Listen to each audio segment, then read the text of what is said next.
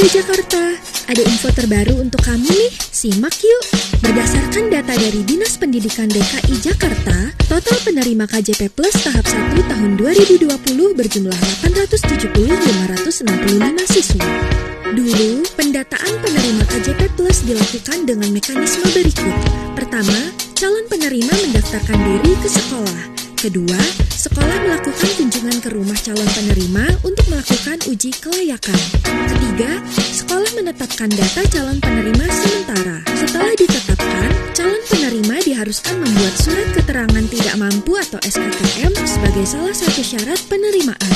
Selanjutnya, calon penerima melengkapi berkas untuk diajukan oleh sekolah. Lalu, berkas calon penerima akan diverifikasi. Kemudian, data tersebut akan diajukan oleh pihak sekolah. Terakhir, data final penerima ditetapkan. Nah, sekarang berbeda dengan KJP Plus tahap 1, pendataan penerima KJP Plus tahap 2 akan dilakukan dengan mekanisme terbaru yang terdiri dari 4 tahapan. Pertama, Dinas Pendidikan mengumumkan data calon penerima sementara yang berasal dari data terpadu Pemprov DKI Jakarta melalui sekolah. Setelah itu, calon penerima harus melengkapi berkas persyaratan melalui sekolah. Selanjutnya, dilakukan verifikasi kelengkapan berkas calon penerima. Terakhir, ditetapkan data final penerima. Nah, untuk besaran dana per bulan yang akan didapatkan yaitu tingkat SD atau sederajat akan mendapatkan dana sebesar Rp250.000 per bulan. Dana tersebut akan dibagi dua menjadi dana rutin sebesar Rp135.000 dan dana berkala sebesar Rp115.000 serta SPP tambahan khusus untuk SD swasta sebesar Rp130.000. Tingkat SMP atau sederajat akan mendapatkan dana sebesar Rp300.000 per bulan. Dana tersebut akan dibagi dua menjadi dana rutin sebesar Rp185.000 dan dana berkala sebesar Rp115.000 serta SPP tambahan khusus untuk SMP swasta sebesar Rp170.000. Tingkat SMA akan mendapatkan dana sebesar Rp420.000 per bulan. Dana tersebut akan dibagi dua menjadi dana rutin sebesar Rp235.000 dan dana berkala sebesar Rp185.000 serta SPP tambahan khusus untuk SMA swasta sebesar Rp290.000.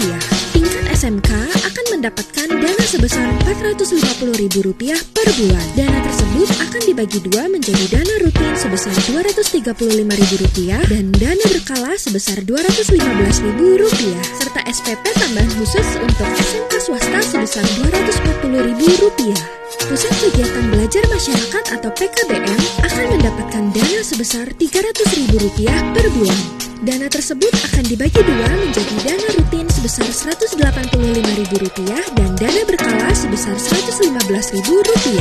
Untuk lembaga kursus pelatihan akan mendapatkan dana KJP Plus sebesar Rp1.800.000 per semester. KJP Plus juga bisa digunakan untuk mendapatkan fasilitas lain, seperti akses gratis Transjakarta, akses gratis masuk tempat wisata Ancol, Ragunan, Monas, museum, serta belanja 6 jenis pangan murah. Selama pandemi COVID-19, dana rutin dan dana berkala dapat digunakan setiap bulan secara tunai atau non-tunai untuk memenuhi kebutuhan lain seperti kebutuhan pangan, kebutuhan kesehatan, dan kebutuhan pendidikan. Nah, khusus untuk kebutuhan pendidikan, termasuk untuk menunjang biaya komunikasi pembelajaran jarak jauh. Bagi siswa yang belum terdaftar, bisa menghubungi Pusat Data dan Informasi atau Pusdatin Jamsos sesuai kelurahan tempat tinggal atau bisa cari tahu melalui informasi lengkap melalui link berikut. Tuntaskan pendidikan di Jakarta dengan KJP Plus. Gunakan KJP Plus secara bijak ya.